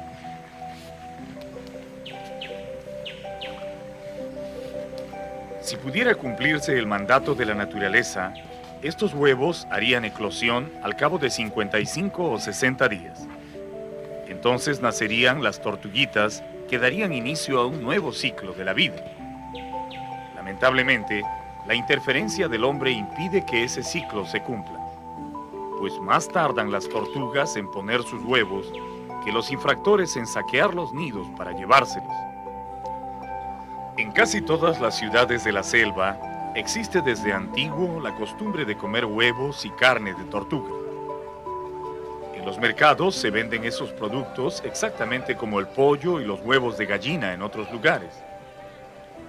Este consumo no sería peligroso para la supervivencia de las tortugas si los colectores tuvieran el cuidado de recoger solo una parte de los huevos en los nidos.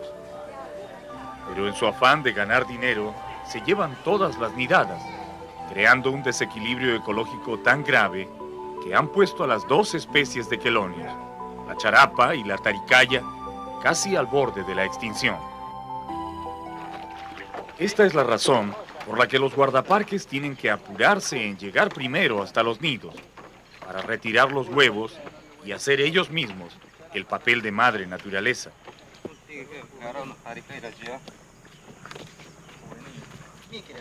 Frente a los puestos de vigilancia, donde pueden cuidarlos día y noche, los guardaparques siembran los huevos en playas artificiales construidas profusamente con arena del río. Y lo hacen tratando de colocarlos a la misma profundidad y en la misma posición en que los encontraron en el nido. Esta es la parte más delicada de todo el proceso, pues si los huevos no se tratan con cuidado o se amontonan demasiado, entonces no nacerán las tortuguitas o vendrán al mundo con alguna deformidad en el cuerpo. Los guardaparques anotan cuidadosamente el número de huevos que ponen en cada nido artificial, la especie a la que pertenece, sea tortuga charapa o taricaya, y la profundidad y la fecha en que los siembran. Todos esos datos servirán después para ir mejorando la técnica y llevar un estricto control de los nacimientos.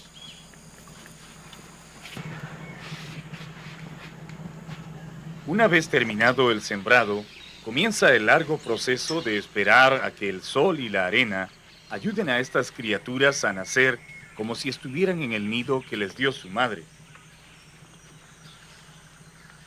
Los guardaparques esperan y vigilan con mucha atención, porque han habido casos en que los ladrones humanos se aventuran hasta las mismas playas artificiales para robar los huevos.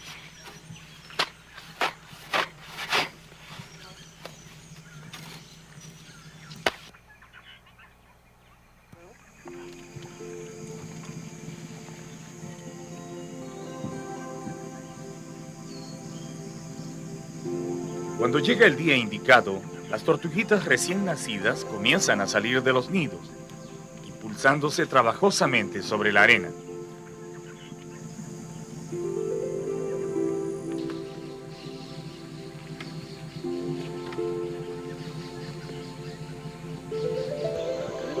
El instinto natural las dirige de inmediato hacia el río. Parece que huelen el agua o la presienten y se esfuerzan en llegar a ella. Pero las mallas de la playa artificial se lo impiden. Este no es un nido de la madre naturaleza. Es más bien una especie de internado donde deberán quedarse unos días más, hasta que los guardaparques decidan cuándo están suficientemente fuertes para enfrentarse a la vida. Los masivos nacimientos traen alegría a los puestos de vigilancia, pues significa que el trabajo ha dado resultados. En los 20 años que llevan practicando este sistema de nidos artificiales, los guardaparques del Pacaya Samiria han logrado superar el 70% de nacimientos en cada nidada. Un gran éxito que demuestra que ahora el hombre puede devolver a la naturaleza parte de lo que ha depredado en tantos años. Sobre todo en la especie de tortuga charapa, un símbolo de la Amazonía que está realmente a un paso de desaparecer. Los guardaparques nos muestran las delicadas diferencias que existen entre charapitas y taricayas. Las charapas son más grandes desde que nacen. No por gusto están consideradas como las tortugas de río de mayor tamaño en el planeta. Las hembras de esta especie pueden alcanzar los 80 centímetros de longitud y 40 kilos de peso. Los machos son mucho más pequeños.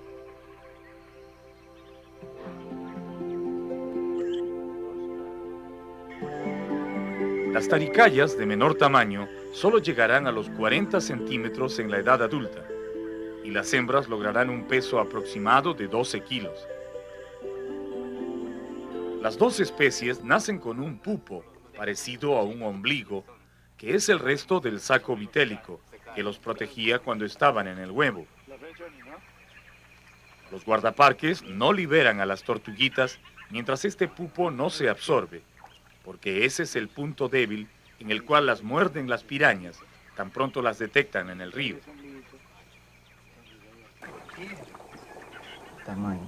Mientras dura su internamiento en los puestos de vigilancia, los pequeños quelonios viven en bateas o pozas de plástico, donde los guardaparques las alimentan con guamas y hierbas acuáticas. Allí se toman los datos científicos y se aprovecha para evaluar los resultados del trabajo.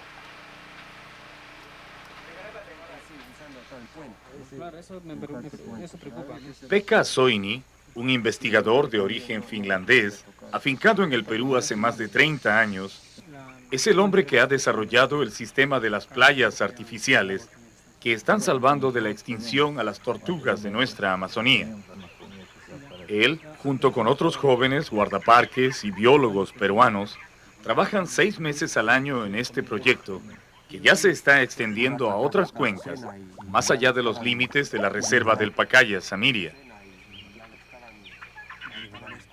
Soini está convencido que los nidos y playas artificiales son la mejor solución para el repoblamiento de esta especie. Por eso estudia la mejor forma de obtener más hembras reproductoras en cada una de sus nidadas. Claro.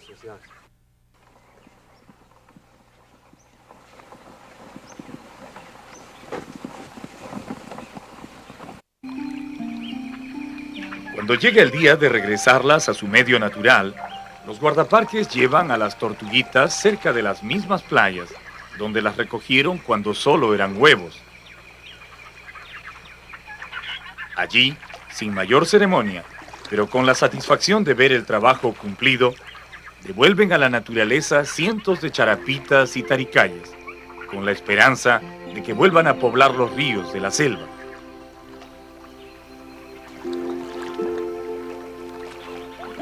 Las pequeñas se internan en el agua y rápidamente buscan refugio entre las plantas acuáticas.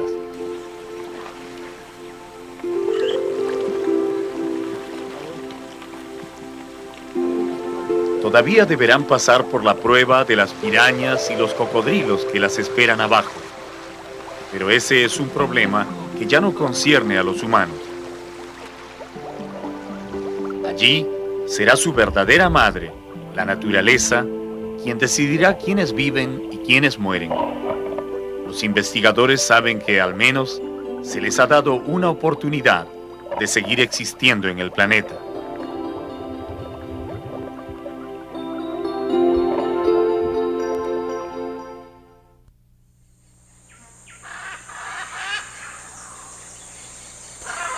En nuestro viaje por la Reserva Nacional del Pacaya Samiria, notamos que los guacamayos no son muy abundantes.